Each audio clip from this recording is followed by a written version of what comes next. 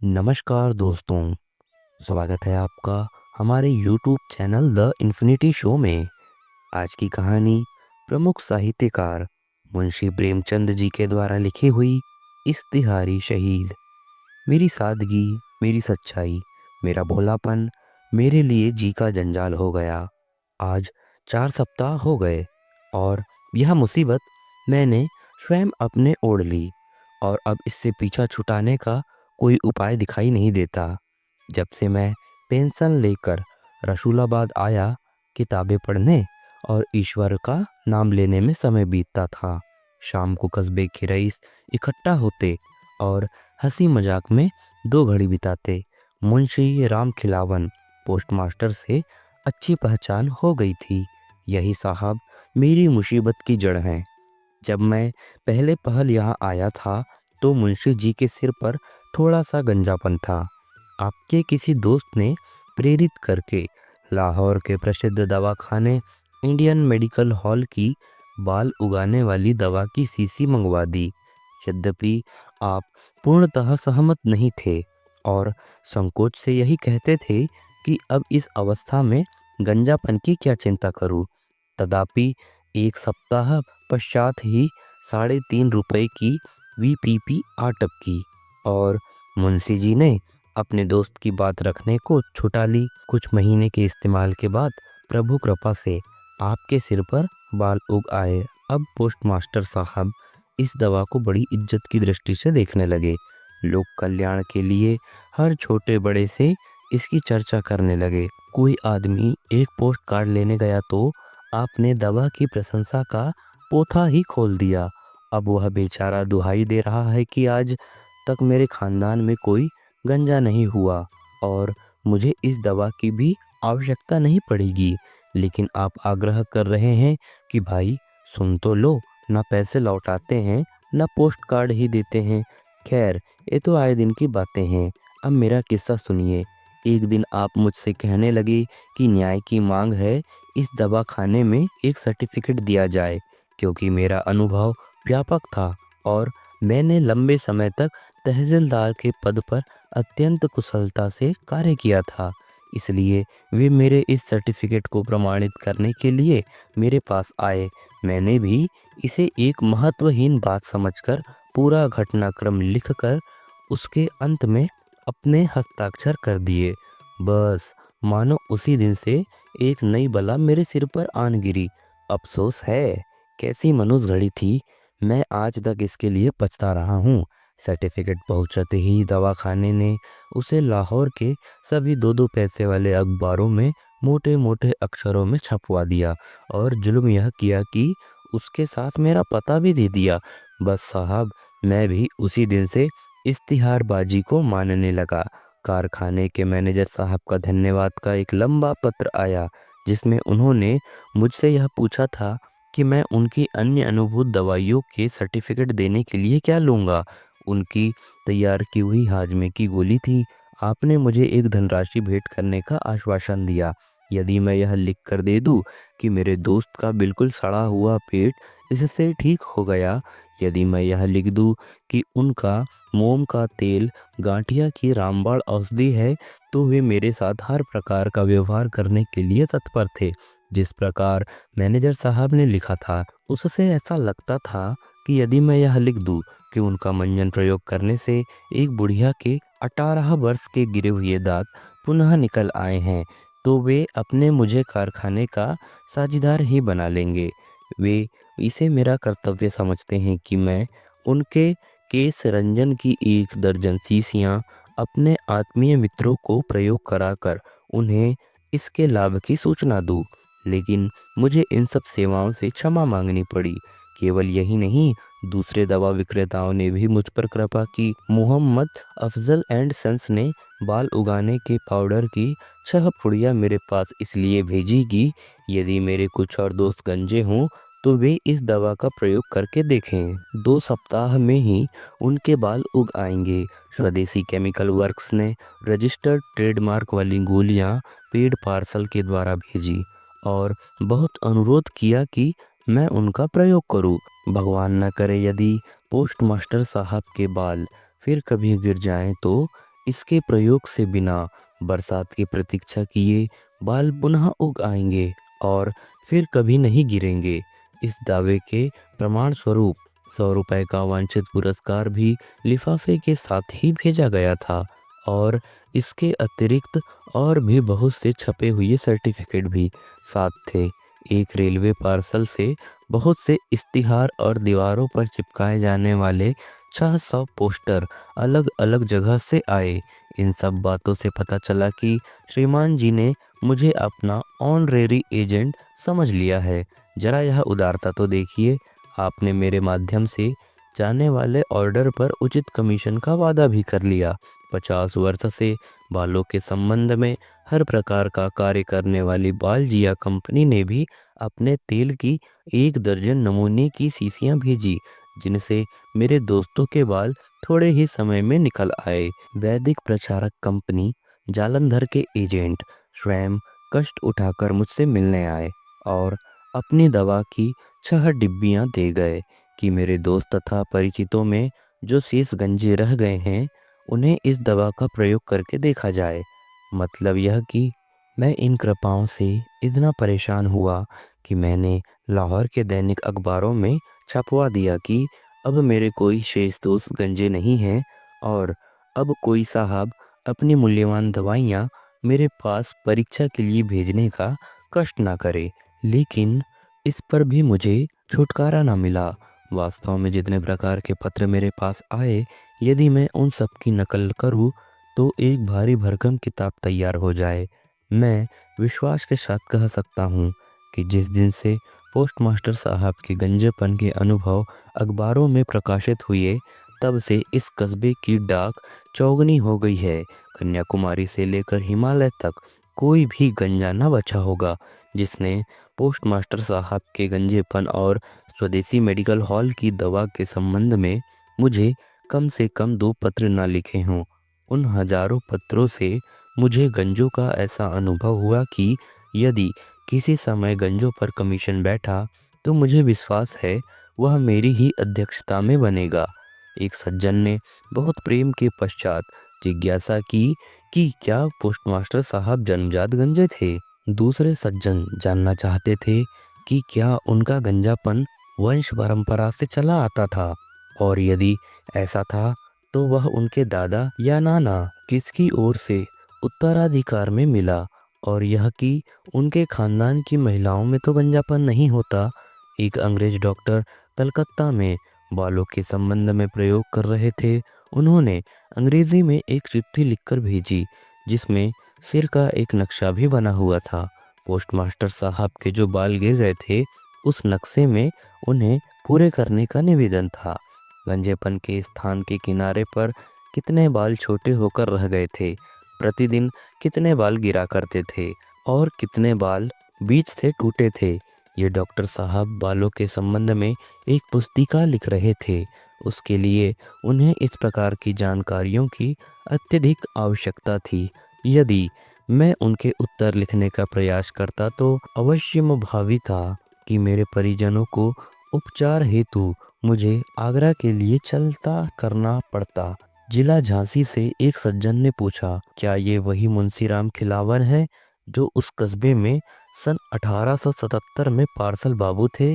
उनके भी गंजापन था, और यदि ये वही सज्जन हो तो अभी तक उनके जिम्मे बकाया 15 दिन का मकान का किराया, जो कि ₹1.25 के हिसाब से 10 आने होता है, वसूल करके डाक द्वारा यह दस्ती भेज दूं?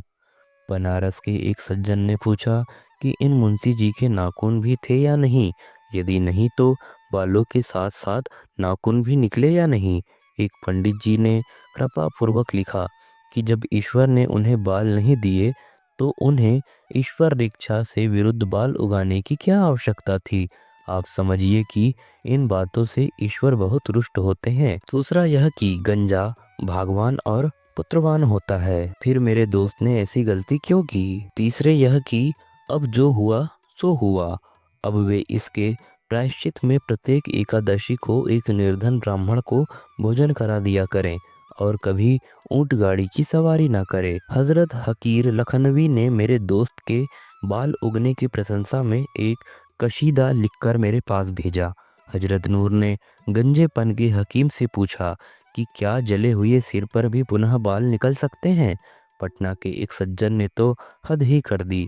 आपने अपने विवाह का छपा हुआ निमंत्रण पत्र और जन्मपत्री ही भेज दी। अजीमाबाद से एक हकीम साहब ने लिखा कि यदि मैं 2000 रुपये उनके पास अमानत के रूप में जमा कर दूं तो वे अपनी अनुभूत दवाइयों के इश्तिहार दें और नफ़े में भागीदारी बनाएं।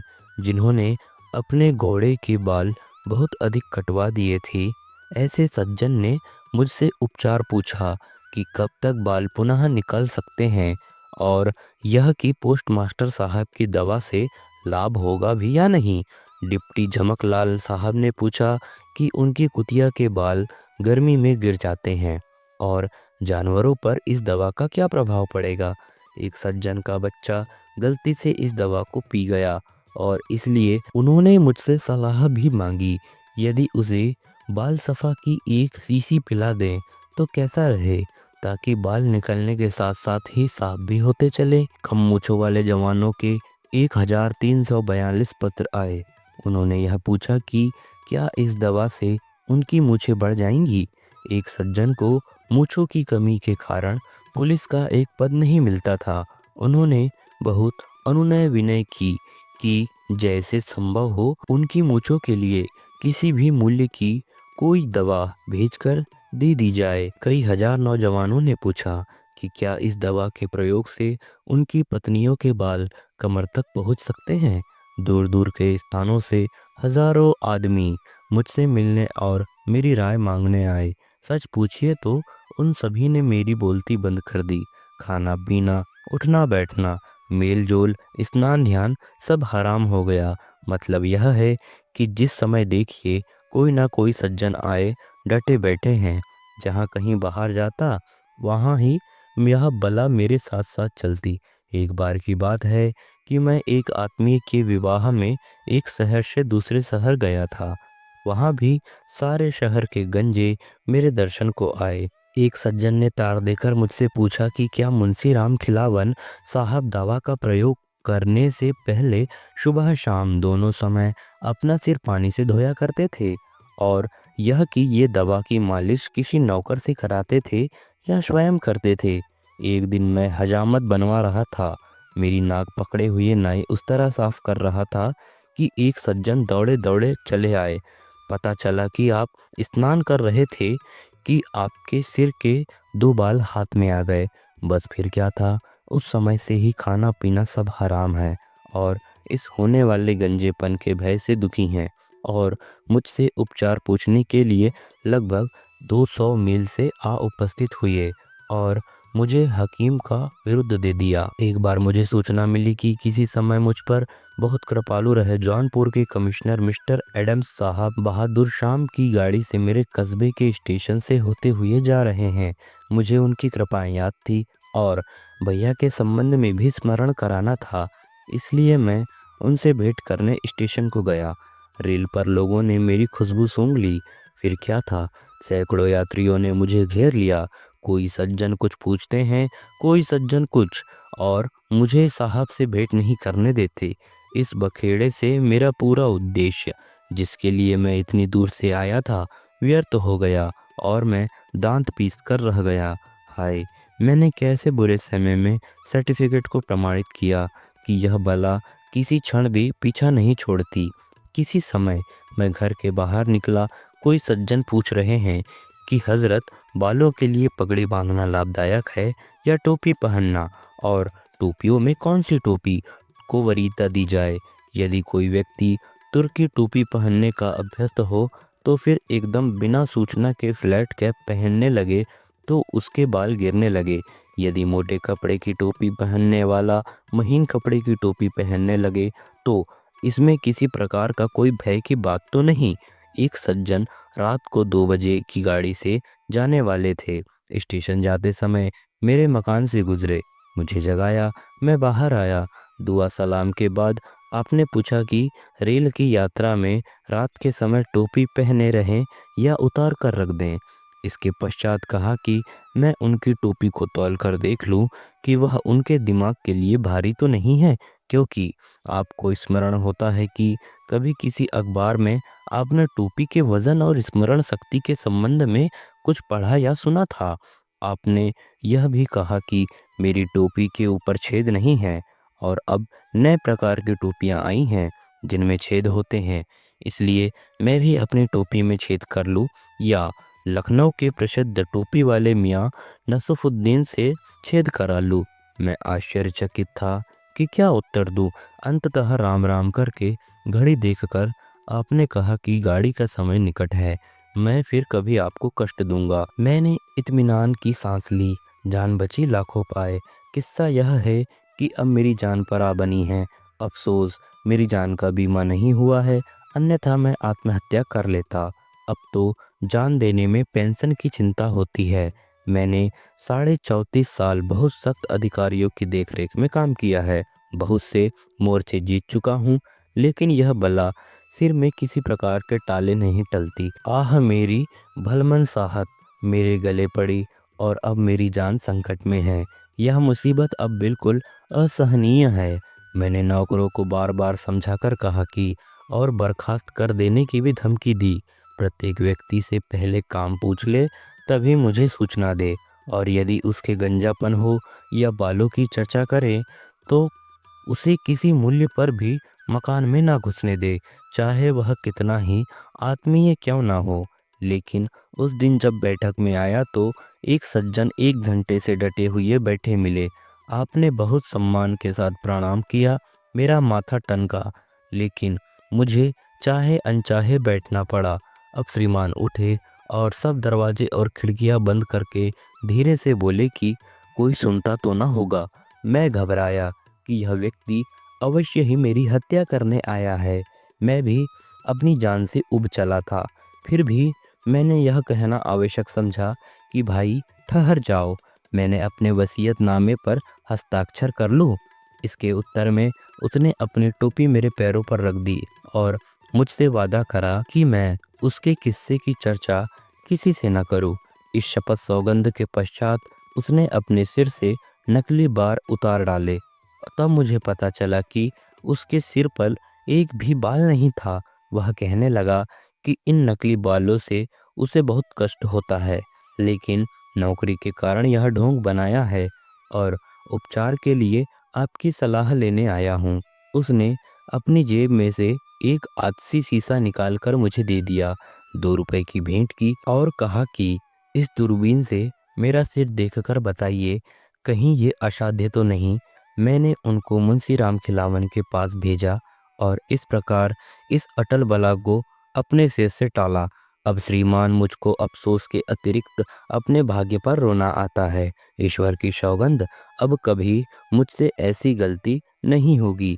मैं अपनी वसीयत में शर्त लगा जाऊंगा कि मेरे कुनबे में कोई भी व्यक्ति किसी भी दवा को प्रमाणित ना करे, अन्यथा ब्रह्मज्ञानी मित्र इस ईश्वर के बंदे को भी पागल बना देंगे। अब चाहे स्वयं हजरत ईसा मसीह ही क्यों ना कहें, लेकिन इस पापी को पुनः इसे प्रमाणित करने की गलती नहीं होगी। जिस मुसीबत में मैं स्वयं को अपनी मूर्खता से आ फंसा हूँ, उसे मैं मात्र लोक कल्याण की दृष्टि से सार्वजनिक कर रहा हूँ, ताकि देश के अन्य निर्दोष व्यक्ति इस बला से सुरक्षित रहें। पोस्टमास्टर साहब और दवा विक्रेताओं को मैं इसके अतिरिक्त और क्या कहूँ कि भगवान भला करे, शेष कृपा। तो दोस्तों, यह थी कहानी मुंशी प्रेमचंद जी के द्वारा लिखी हुई। आपको हमारी यह कहानी पसंद आती है तो हमारे वीडियोस को लाइक करें, अपने दोस्तों के साथ साझा करें, हमारे चैनल को सब्सक्राइब करें। जल्द ही मिलेंगे नए दिन नई कहानियों के साथ। हमें दीजिए इजाज़त। नमस्कार।